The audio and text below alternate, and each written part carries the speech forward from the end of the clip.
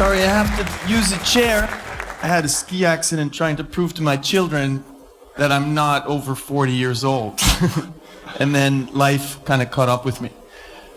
Okay, and the snow and ice. So what I want to talk about in the next 30 minutes is building the invincible corporation, and actually connects really well what Eric said about this spectrum of, innovation to execution, or search to execution, or exploit to explore, okay?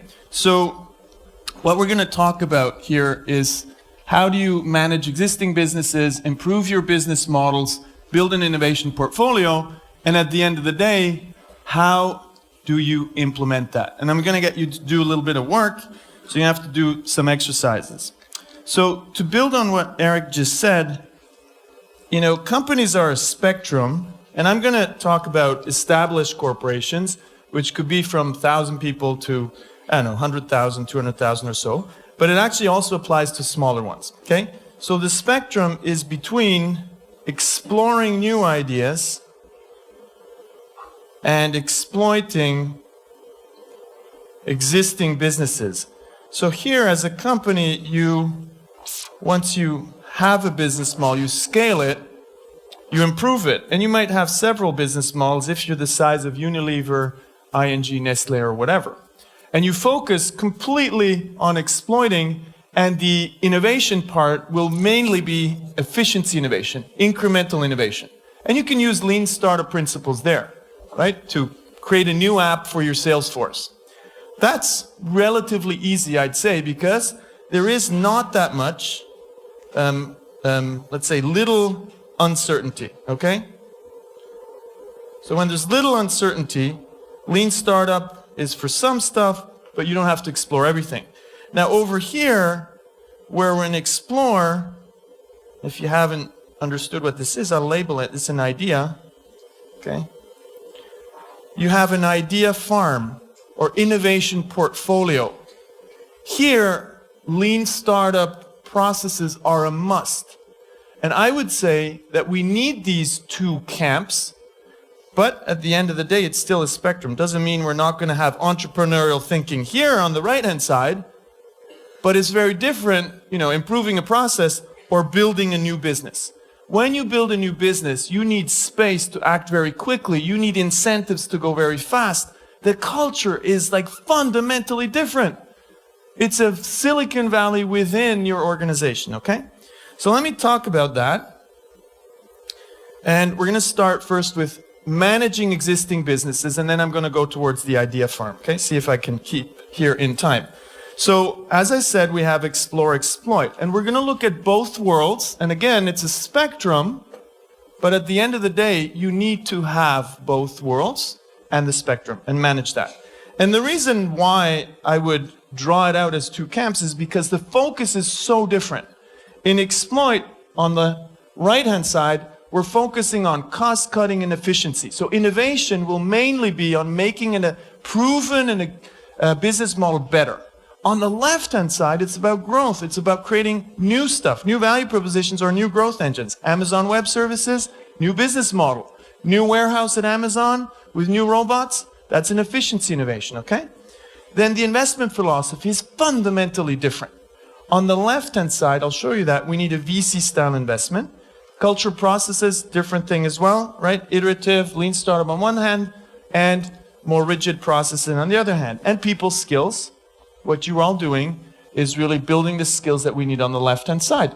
So you can still use lean startup skills on the right-hand side, but they're not as essential for success than on the left-hand side. So I talked about this a couple of times. So let's get to the interesting stuff.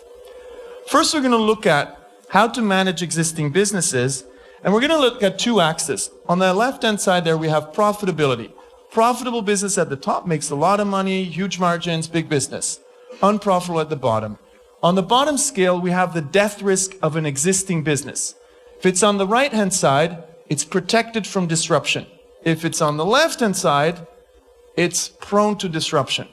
Kodak was at the top right with analog film, then came digital cameras, moved to the left, digital cameras and phones took over, Kodak plummeted with analog film and eventually went bankrupt. Now let me give you a different example. Nestle.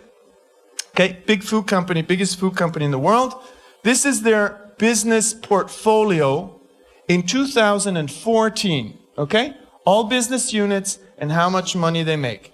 2016 looked slightly different. Now the question is, if you are Nestle or Unilever, which one of these businesses are at risk, could be disrupted?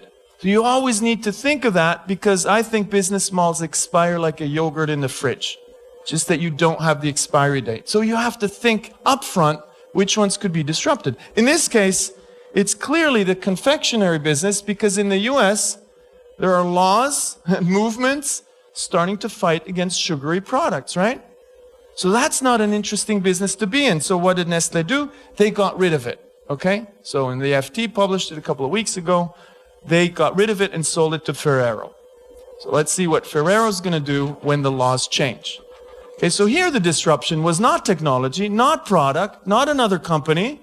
It was actually regulation. So you constantly need to think about how this impacts your existing business portfolio, and you can use lean startup principles to improve. And we're going to look at that for a second. How can we move upwards and keep our businesses always at the top right-hand side? Means growing the revenues, but also protecting our business model from disruption. So how are we going to do that? I'll give you an example of how not to end up with a mature business that becomes risky and then eventually moves down because competitors come in, laws change, profit goes down, revenue goes down, and eventually maybe you go bankrupt. Okay, that's the Kodak story. Or another example, who of you's ever had a BlackBerry? Hands up. Hands up if you had a BlackBerry. Who still has one? Okay, that's exactly what happened. So, follow me on this? Now let's look at how we can improve existing business models, okay, and use lean startup principles in that context. I'll give you one example. Not exactly lean, took a bit longer than we would do this today, but they're moving towards this kind of principles. Anybody ever heard of Hilti? Hands up if you heard of Hilti. It's always funny, like they sell to builders. Why do you all know Hilti? I don't think many of you are in the construction industry. But there's a reason for that. They have a pretty interesting brand. So their business model, manufacturing company was pretty well protected, and they have very good, light machine tools for builders. But then over time, with low-cost manufacturing, their business model was more and more at risk. And they were afraid that, revenues would go down and profits and margins would go down. So they asked themselves, what could we do because we're in danger? So they came up with a new value proposition, which was Hilti Online Fleet Management. Okay, we'll see what this is and how it transformed the business model. It was offering construction companies, not new tools, but a fleet of tools at the right place, at the right time, on the right construction site, and the tools would work. So they would take over the logistics for the construction company. So if we look at the old business model of Hilti, manufacturing and selling, high-end machine tools for builders, sold through a sales force, and then, one-to-one direct relationship, and earning a transactional sales from selling tools. Okay, that was the front stage. To do that, what did they need on the backstage? They needed certain key resources, activities, and partners, a very traditional manufacturing model. So I'm keeping it simple deliberately, and we'd have the cost structure of a manufacturing model, okay? So that was the old business model. Then they came up with this idea, actually exploring with customers if this would be interesting. This was lean startup before they understood it was lean startup over a longer time period. So not very lean, but kind of lean, okay? So that completely transformed the business model. So if we put like a tracing paper, like an architect, we're going to put a tracing paper over our old business model and ask ourselves how it changes. The online fleet management system now is a service that we offer to CEOs. We still sell through a sales force, however, different kind of sales. And new thing here, what comes in, we now need to be good at the web because it's an online fleet management system. So a new channel comes in, which is the web. But the most interesting part now is we're not selling tools transactionally anymore. We're selling a large subscription that locks in customers. They did it so well that today, Hilti customers, construction companies, say, hey, Hilti, can you do all of our fleet management? Which means including Hilti's competitors' tools. So Hilti's taking over the entire fleet of construction companies, which means at the backstage, they actually need to have a fleet driving around all the time, and that's why Hilti's relatively known, because now they're a logistics business with Hilti fleet driving around just like UPS trucks, okay?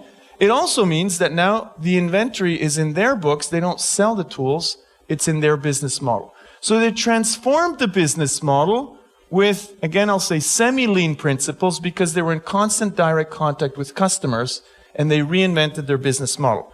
So what that means is their business model was improved. I always need to do that animation once. And that fire, thank you, Apple. So it moves up there, okay? So they reinvented their business model. I just got more time. That's great. Nice. So we came up with our team with a couple of ideas of how you can improve the business model. Here we just have one. You can Google it, download it for free. 7 questions to assess your business model design. Because what we increasingly realize that most people are stuck in a product world. They want to invent new products. Turns out it's harder and harder to compete on products. Like everybody expects great products. Have you ever gone to a store or to the web to buy a crappy product? Who's done that? Nobody, right? You have? Deliberately? I'm going to go buy shit on the web. Okay.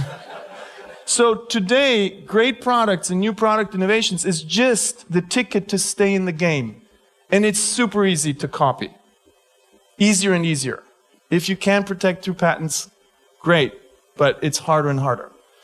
What you really want to be able to do is understand if you can leverage product innovation through your business models, okay? And some companies came up with better value propositions and better business models, or more profitable ones, based on inferior technology. Anybody know what I'm talking about? Think tennis, Roger Federer, who's ever played with your kids on the Nintendo Wii?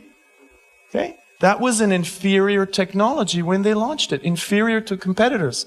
But because they had a better value proposition for a new customer segment, casual gamers, they were able to build a profitable business that was a lot more successful than others for quite a long time, okay? So business model innovation can leverage your product thinking. So when we say lean startup and we say build, measure, learn, please think about the business model at the very, very beginning because it will leverage the products you're thinking about. Unfortunately, not always taken into account. Now let's get to the interesting part, building an innovation portfolio. So here is where we really get into lean, but I want to add a whole layer to this that we're kind of hiding in the lean startup movement. I would call it the dirty secret of the lean startup movement. Okay, so what am I talking about? If we're looking at our portfolio of new ideas, new projects that's supposed to become growth engines, we'll also look at 2 axes. Now we'll look at profitable and unprofitable again, but we'll say expected profit. Because at the beginning, our spreadsheet is just a fantasy, right? That we made up after a bottle of wine or beer or vodka or whatever you prefer. It's a fantasy. So what do we need to do? We need to test it. So at the bottom, we have the innovation risk. At the beginning, when nothing is tested, risk is high. The more customer discovery we do, the more validation we do, the less risk we have, the more likely we are to succeed, the more we can invest and scale. Follow me in this? Very straightforward. So basically, you want to invent something and move it to the top. It has to be big enough and profitable. If you're Nestle, a 50 million, euro, Swiss franc project, not going to cut it. It needs to be 500 million, billion, several billions. If you're making 100 billion, 5% growth per year is 5 billion additional revenue every year. So you need to make big, but you still want to de-risk. So we're applying lean startup to relatively rapid scaling, okay? Creating unicorns like a supply chain. So let's look at this, and I'll give you an example that was definitely not lean, but it illustrates this journey, and then we'll get to lean, okay? So Nespresso, example I like to use here, the reason it's very interesting, it's the first time Nestle came up with a business model that was very different from their 100 and at that point 120-year-old business model, which was going directly to the consumer, okay, with business to consumer, these pods that you put in a coffee machine. So basically, they reinvented the espresso business. Started out, and this is kind of the story of Lean Startup, I guess, started out with a brilliant engineer, Eric Favre, who invented the technology in 1976, and then he came up with a business model that was close to Nespresso's core business model, B2B, didn't work, so they put him back to R&D, hired a new CEO, Jean-Paul Gaillard, coming from Philip Morris, having really consumer mindset, invented the business-to-consumer business model, really with trial and error. This was way before Lean Startup. But the problem here is they almost went bankrupt in between. That's why we can't call it a lean process, because they really were playing with a lot of risk there. Once they figured out that that could work, and they experimented a bit and they validated, without knowing what words to use there, they started understanding this could really work. They scaled it. They hired George Clooney to become the face of Nespresso. And guess what happened? That became a business model that would move to the exploit portfolio, become so interesting that it was the biggest profit contributor for Nestlé. And then, over time, turns out patents expired. They forgot to reinvent themselves. So they're at risk. So see how the explore and exploit portfolio play together? You need to think about both all the time if you're in an existing corporation. So what they did then is they improved the existing business. Just recently they acquired Blue Bottle Coffee from San Francisco, because when you don't have an innovation portfolio, what do? You acquire, okay? And it's not wrong, but if that's the only thing in your toolbox, you're screwed. So you need to use acquisition as one of your elements in the toolbox. What we really want to know is, how can we work on the innovation portfolio? So question to you, first exercise.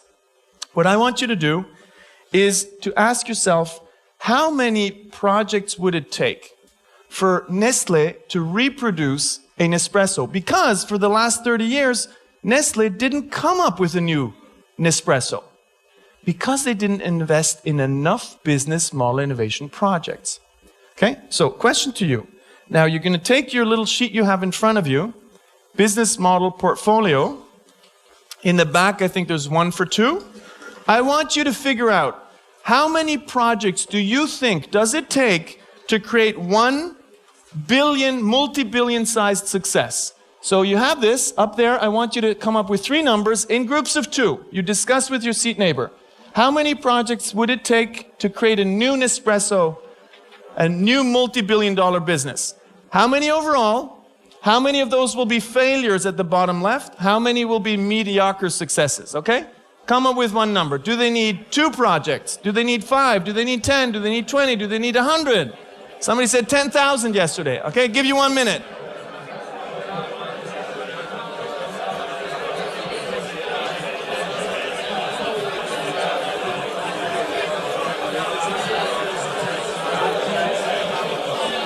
Come on. I need 10 die here at least. So much.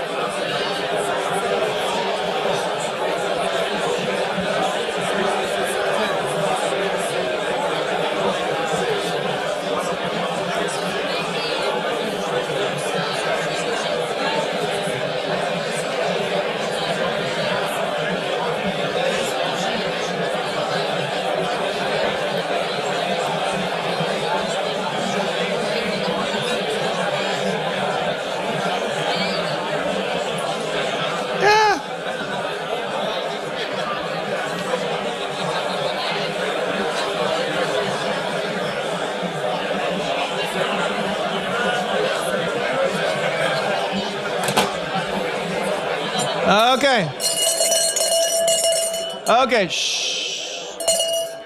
Okay, who came up with it? How many? 10,000.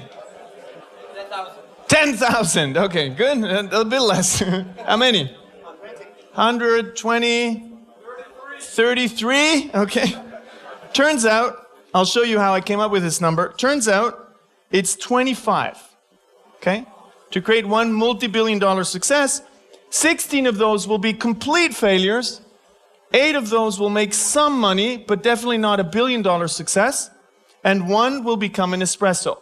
Lesson from this that I want you to take away is that we need a large amount of failures to succeed. Yesterday, I came across a guy who gave me a new name to avoid failure. We need 24 nearlings. They nearly made it.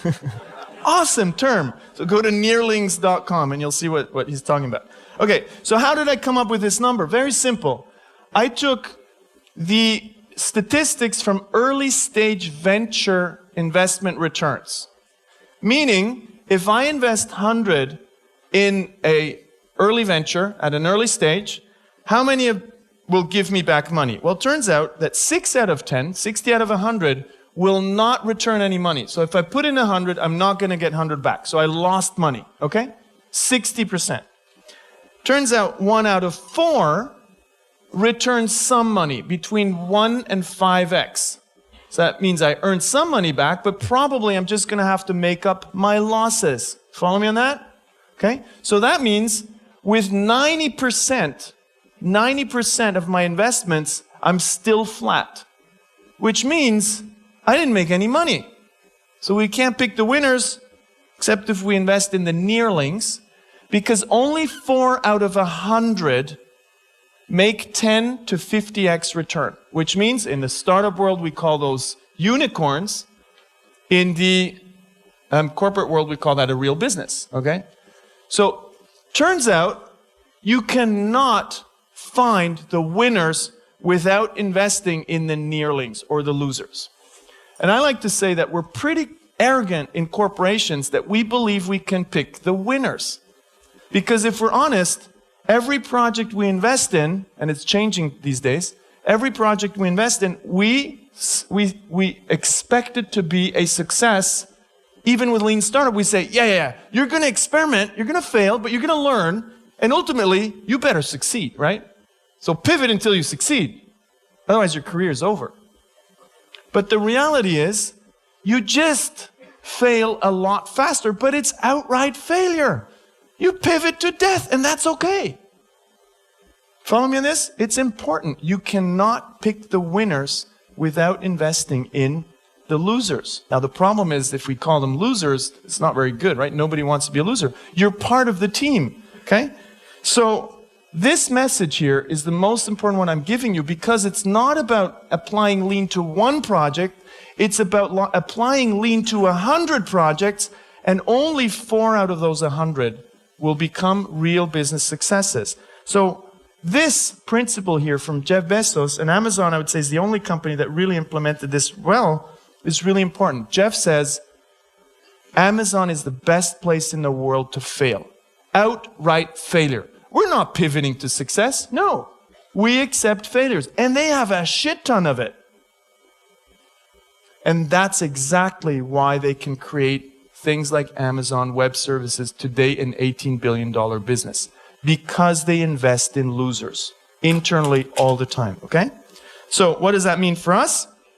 It means that we do this kind of metered funding. Let's say we do a workshop, innovation workshop, we have all these projects. Well, some will already kill in the workshop stage, but then when we get out of the building, we're going to give people some money, wonderful animation. We're going to give people some money, okay, and tell them now get out of the building and go test. And that's a little bit of money because it's not expensive to go do customer discovery. Some will make advances, some will prove that this could be a viable business, some won't.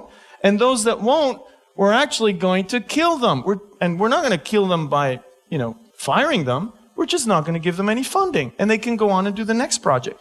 But those who have some evidence, those who show that this could be a viable business model, they get follow-up funding and they go on and test more, right? We call that innovation sprint at Strategizer. So you do consecutive sprints testing different aspects of your business model. What I want you to take away here is at every stage, we'll keep some winners that we invest in, and some just won't get follow-up funding. That's VC-style investment, okay? Metered funding, Eric likes to call it. As opposed to entitlement funding that we have in corporations, which is budgets that we fight over, to the death, okay? So, now, last piece. This is a little exercise. So, no such thing as a free Swiss chocolate. So what I want you to do now is to take the back side of that portfolio map that I gave you, and I want you to take the stickers that you have there. And the stickers are basically job titles. Okay, listen to me while you're picking that up. It's the last exercise. So, I showed you that we want to have, an organization that can exploit and explore.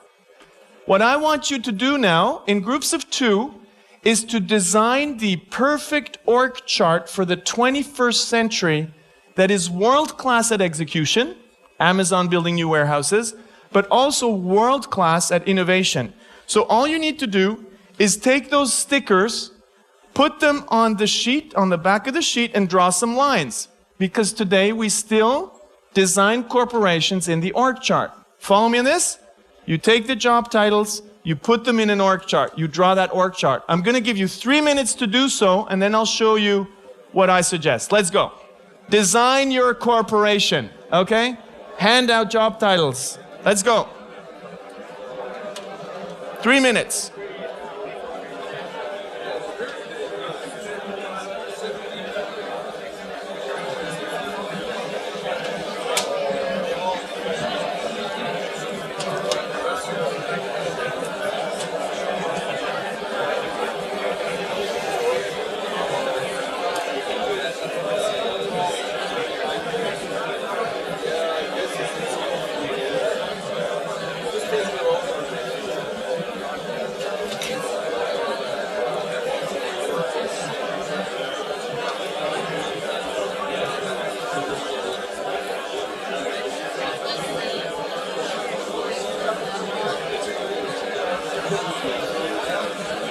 In the back of the empty sheet, okay? On the empty sheet. Turn around the sheet, okay?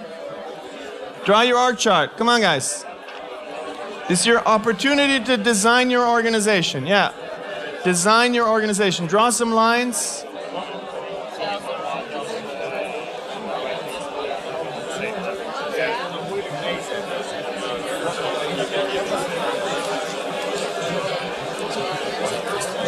Draw the perfect org chart.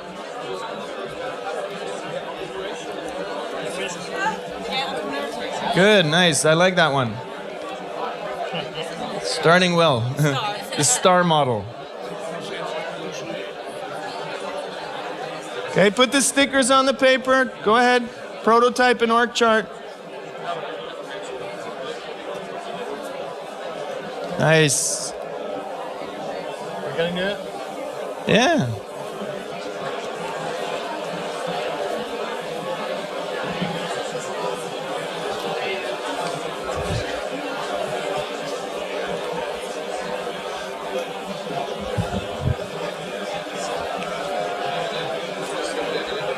Where's your org chart? Can't see your org chart.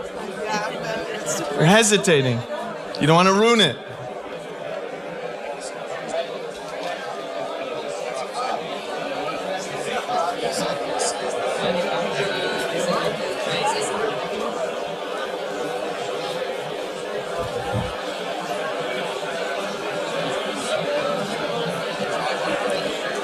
Okay, one more minute.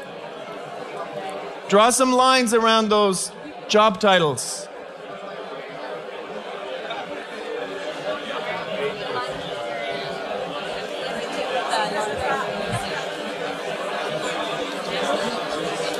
Oh, that's good.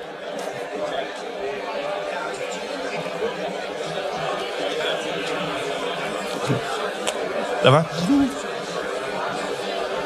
I like that.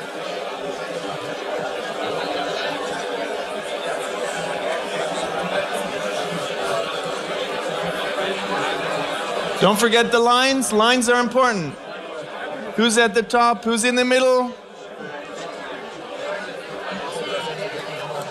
Oh, wow. This is like one pie. Okay, good. 30 seconds. Finish up the lines.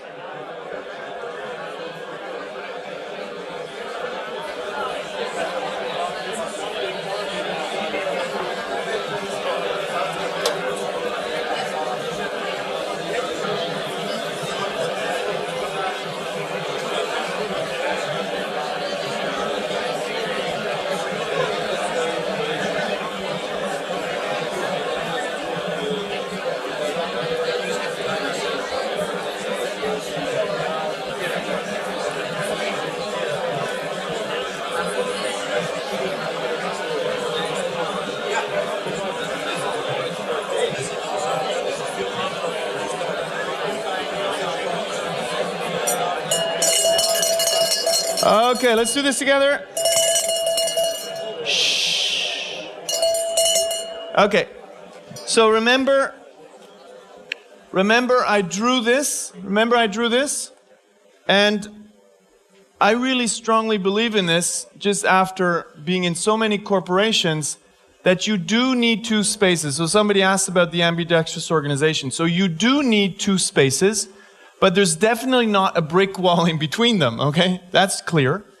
And you do need entrepreneurial thinking and innovation across the board, okay? That's clear. But you don't need entrepreneurs everywhere. On the right-hand side, you need people who are focused on execution. You don't want anybody to do too many experiments when they're managing a nuclear plant. I can guarantee you that. Okay? However, you do want innovation happening and some entrepreneurial thinking, but not entrepreneurs. On the left-hand side, however, you need entrepreneurs who can deal with ambiguity, who can deal with uncertainty, who have pattern recognition. So making it dual does not mean we don't have innovation and entrepreneurial thinking on the execution side. As Eric said, it's a spectrum. Okay? So let's take this, and I'll finish up with this little org chart and give you suggestions. Some of you might have seen me talk about this.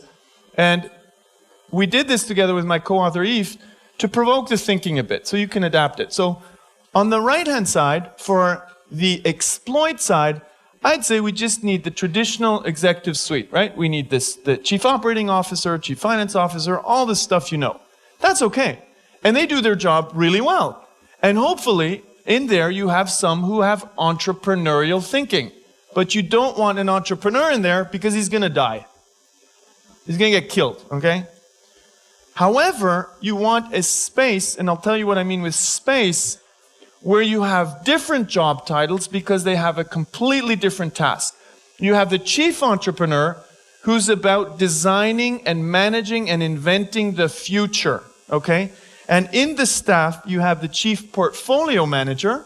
Remember, we need 100 projects to create 4 home runs. It's about portfolio and it's about metered funding, okay? And we need the chief venture capitalist and we need the chief risk officer because somebody has to check if all of those lean startups are not, creating too much legal liability, in particular if you're in pharma or so. And then we have the entrepreneurs. And here's the difference with startups. The corporate entrepreneur stays in the company and after every failure just works on a new project. And let's call it nearlings. So if you have 50 entrepreneurs or 10 or whatever, they need to continuously work on projects. Some of them will be home runs, some of them won't. It's like in the pharma industry, we have that for searching molecules. Some scientists never discover a molecule that's going to lead anywhere, but they're contributing to the overall success. So another thing you need, so there's not a kind of a breakdown, is to understand which power battles exist. Some people tell me, Alex, this is the power battle between the CEO and the chief entrepreneur. Turns out in reality, what I've seen, it's the CTO, the chief technology officer, who's in R&D. R&D is not innovation. R&D is technology R&D. That's what it is.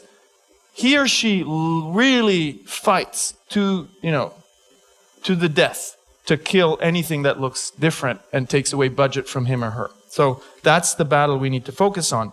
And at the end of the day, this whole thing only works if we have a little Obama here who's the chief internal ambassador. You need to create peace between the two. So some innovators, they love calling themselves pirates. Say, I'm a pirate, okay? I'm under the hood. What do we do with pirates? We hang them. So it's not good to be a pirate.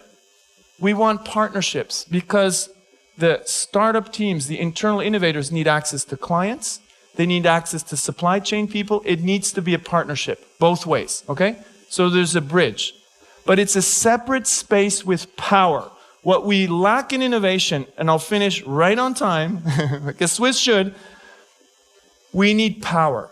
What innovation lacks today is not money, it lacks power. We need a person who is as powerful as the chief executive officer or chief execution officer, because otherwise innovation is not going to happen. And in some companies like Amazon, the CEO is the chief entrepreneur. So, I hope you took something away from this. Thank you very much, and have a great conference. Thanks.